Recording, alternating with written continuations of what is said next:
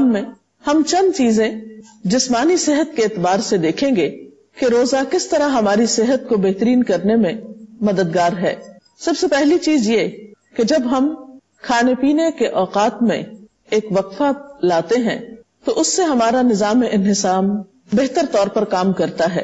بطور خاص ہمارا جگر یعنی لیور، جس کے ذمہ کھانا ہضم کرنے کے علاوہ 15 مزید عمل بھی ہوتے ہیں، لیکن چونکہ ہم سارا دن کھاتے پیتے رہتے ہیں تو اس بیچارے کو فرصت ہی نہیں ملتی کہ کوئی اور کام بھی بہتر طور پر کر سکے. جب کھانا ہضم کرنے کے علاوہ اسے فرصت ملتی ہے تو دیگر کام زیادہ بہترین طور پر ہو سکتے ہیں.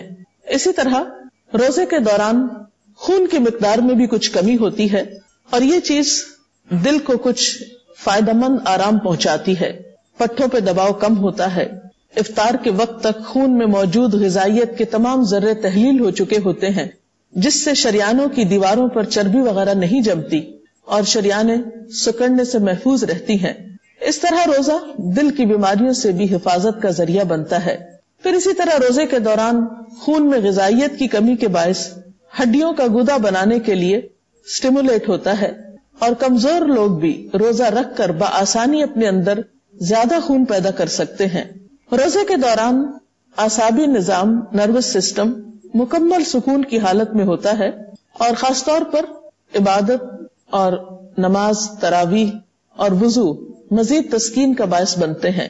اسی طرح روزے کے دوران جسم میں میگنیزیم کی مقدار بڑھ جاتی ہے، جس کے کئی فائدے ہوتے ہیں اور سب سے اہم یہ کہ انسان کا دل بیماریوں سے محفوظ رہتا ہے. ہارٹ اٹیک کے پیشنٹس کے لیے میگنیزیم کا استعمال کیا جاتا ہے. یہ آرٹریز کو سکڑنے نہیں دیتا اور پھر اس سے انجائنا اور دل کی دیگر تکالیف دور رہتی ہیں. اسی طرح روزے کی وجہ سے گروتھ ہارمونز کے اخراج میں اضافہ ہوتا ہے. اس وجہ سے پابندی سے روزہ رکھنے والوں کی جلد میں زیادہ عمر کے باوجود جھریاں زیادہ نہیں پڑتی. گروتھ ہارمونز کی وجہ سے جسم کی چربی کم ہوتی ہے، پٹھوں میں پروٹین بڑھتی ہے اور فری فیٹی ایسڈز کی تیز حرکت کی وجہ سے پٹھوں کو توانائی مہیا ہوتی ہے.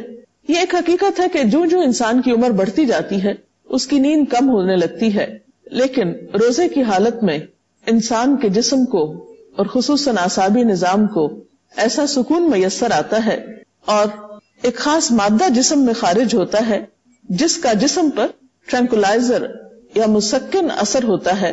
اس بنا پر روزے میں نیند کی کوالٹی بہتر ہو جاتی ہے، گہری نیند بھی آسانی سے آتی ہے اور گہری نیند کے دوران جسم اور دماغ دونوں کی ریپیئر ہوتی ہے. اسی لیے کہا جاتا ہے کہ رمضان میں 2 گھنٹے سونا عام دنوں کے 2 گھنٹوں کی نیند سے کہیں زیادہ مفید ہوتا ہے.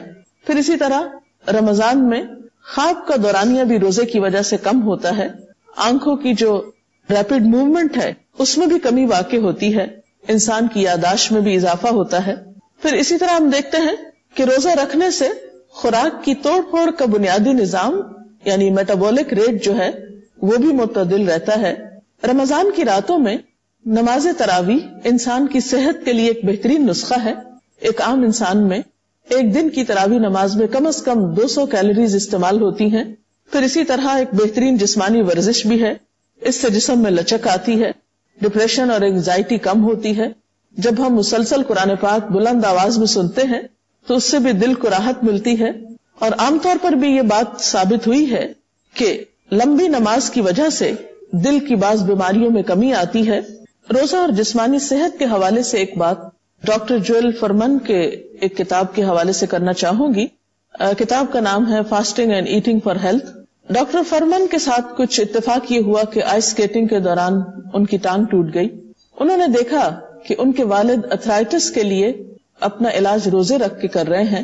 جب اور دواؤں وغیرہ سے پوری طرح صحت یاب نہ ہوئے تو انہوں نے بھی اس نسخے کو آزمانا چاہا اور وہ اپنا ذاتی تجربہ اس کتاب میں لکھتے ہیں کہ 36 دن کے روزے رکھنے کے بعد وہ مکمل طور پر صحت یاب ہو گئے.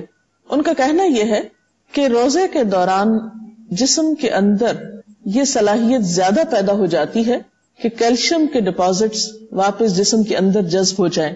انہوں نے اپنے ذاتی تجربے کے بعد دوسرے مریضوں کو بھی روزے رکھوا کر صحت کا نسخہ بتایا، لیکن بات یہ ہے کہ بہت سے لوگ اس نسخے کو اپنے لیے مشکل پاتے ہیں. تو بہرحال روزہ ہماری جسمانی اور روحانی صحت دونوں کے لیے بہت مفید ہے.